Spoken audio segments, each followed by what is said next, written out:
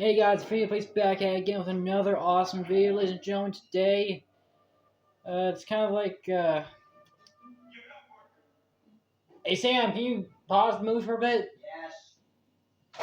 All right, all right. Today we're adding some little additions to my MCU tier list. If you remember my last MCU tier list video, I mainly just ranked the movies and the movies that were really out at the time, and I didn't really rank any shows or special presentations. But today I'm going to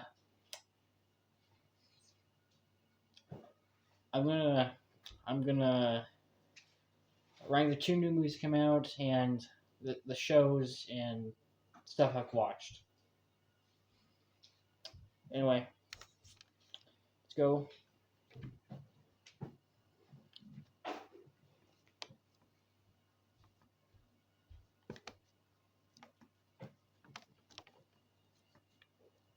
This is an awkward angle. First off, you have Thunderbolts. After Phase 4 had no team-up movie, I'm really glad we got a team-up movie in this phase. The MCU desperately needed a team-up movie.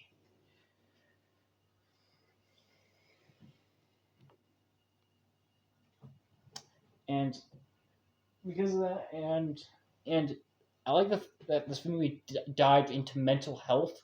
It's actually a really cool concept to explore.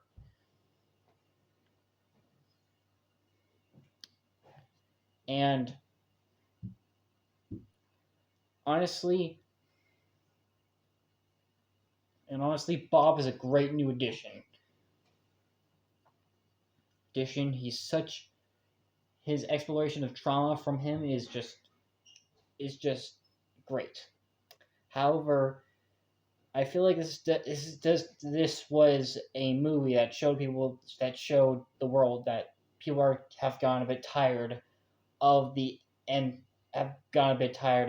how the MCU's been going for a long time. Because although it was really because while it did get a lot of praise from both critics and audiences, it didn't really make the box office. But that's not really a critique against the movie itself. It's more so just a factor I want to point out. Being said, this movie is incredibly well written.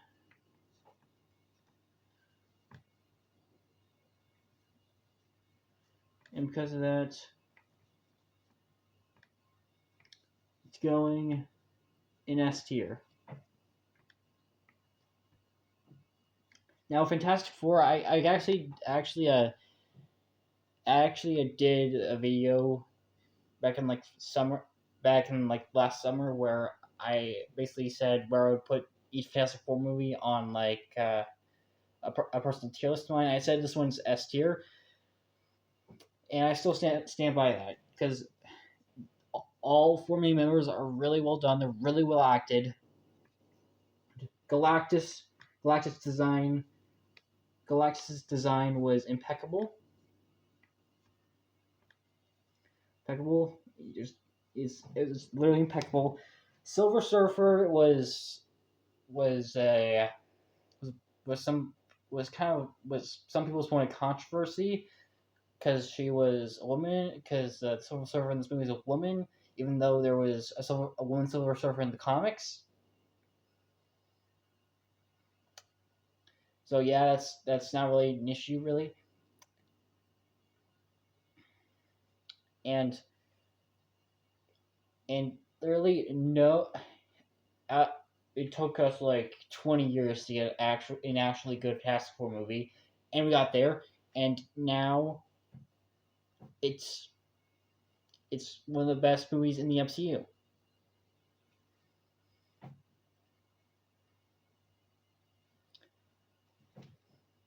And honestly, I personally believe that this movie, and it's a similar thing to from it was definitely rumors of it flopping. I don't think it did really flopped. It didn't make that much money as it was originally as Marvel was originally hoping for, but it was but it did make some money, I think. Now, these two movies honestly are absolutely great. They're S tier movies. They're they're like the first two movies after Rehaul from Marvel, and these two are really good movies. So it seems like the MCU might be getting back to a strong structure from now on. However, next up we have to talk about the shows and special features. Or I'm just gonna put in like in the shows I really didn't watch. Now, I did watch 2 episodes of What If, but I don't think I can't really count as mostly. I didn't really watch the What If series in general. I only watched like 2 episodes, and one of them was exclusively for the Marvel Zombie show was coming out. So I didn't really watch. I didn't really watch this show really. So I'm just gonna put all all 3 seasons of What If and didn't watch, and the I Am Groot series I didn't watch,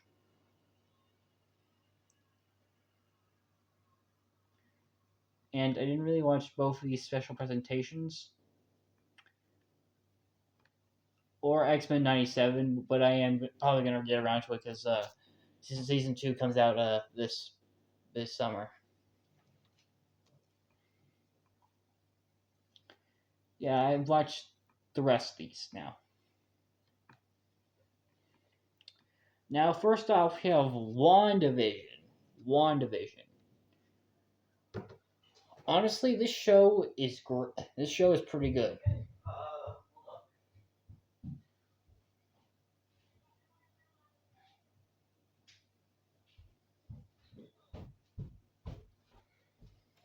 This WandaVision is a pretty good show. Honestly, it started off really good at the beginning. The whole TV, well, like it kind of had this like cool going from old like these old shows going to the more modern era with each episode,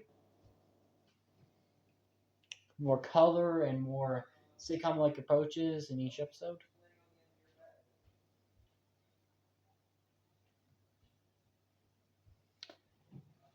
And some of the jokes on breaking the fourth wall in this show were pretty good.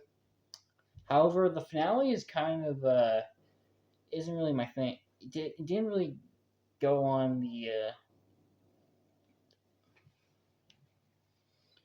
However, the finale is just kind of bland.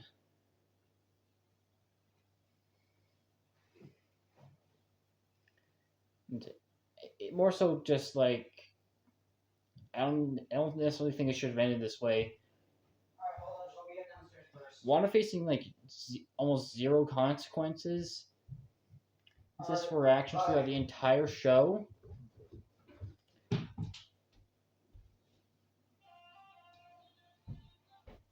Okay.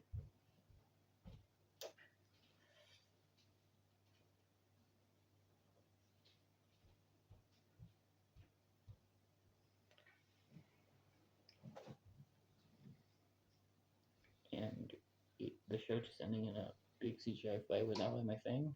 So the ending didn't really live up to expectations. So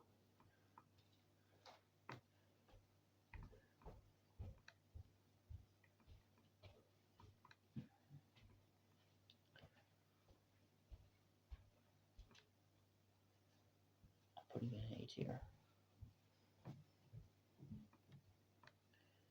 Now you have Falcon and the Winter Soldier. I didn't really like the show. I didn't hear anything, huh? I didn't hear anything.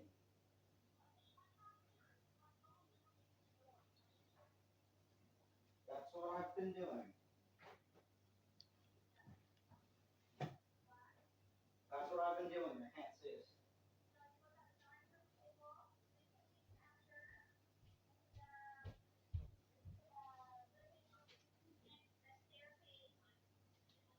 Yup.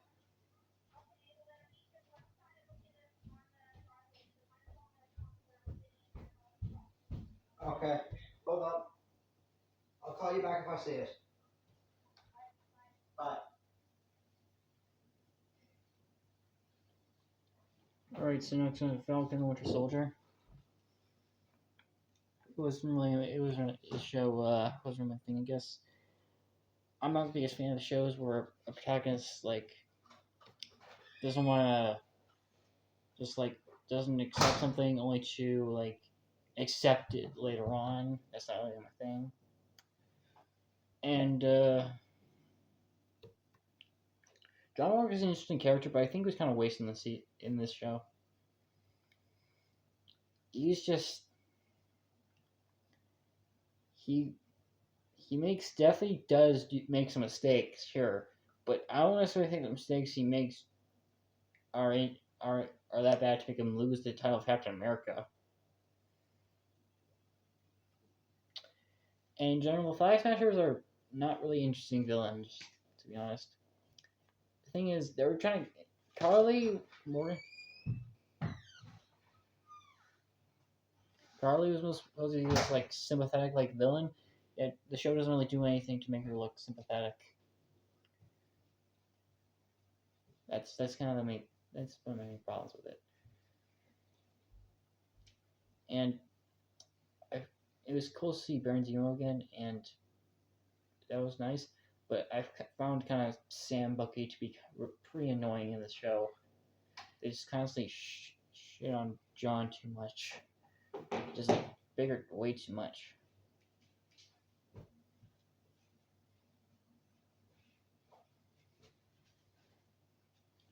And so yeah, it's definitely not as bad as I originally thought it was, but honestly, it's kind of a C tier for me, fortunately. Now Loki, this is honestly a really good show. The TVA was an interesting addition to the MCU, and the Loki series is basically the only part of the MCU where Kang actually worked. So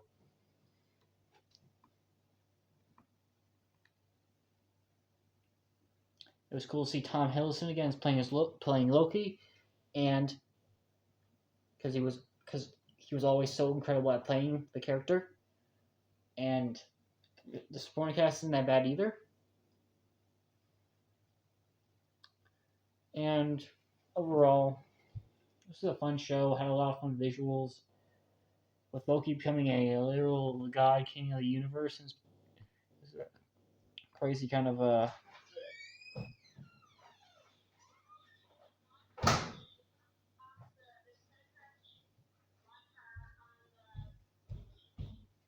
Yup. Okay. All right. Okay.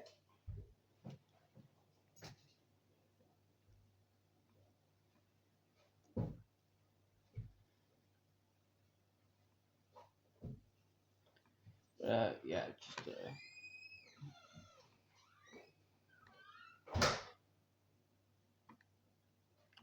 so I'm putting both Loki seasons in A tier. So yeah, because they're basically both of the same quality in my opinion.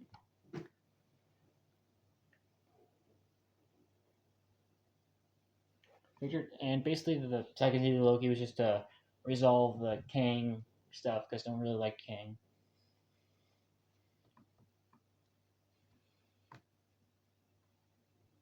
Moving on to Hawkeye.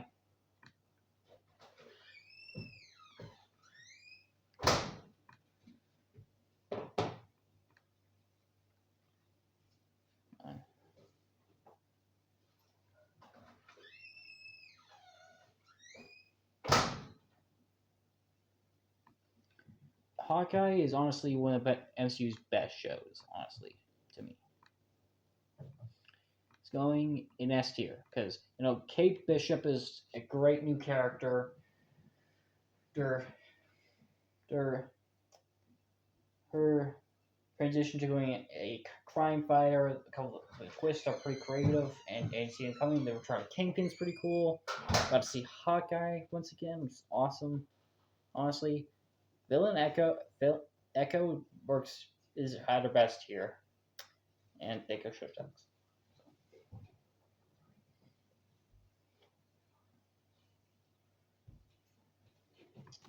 Uh,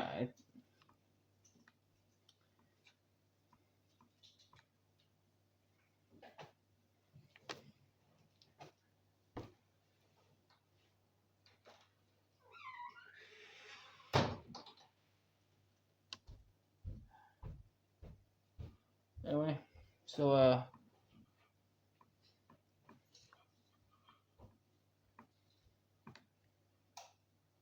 you can keep going with the video, Jack.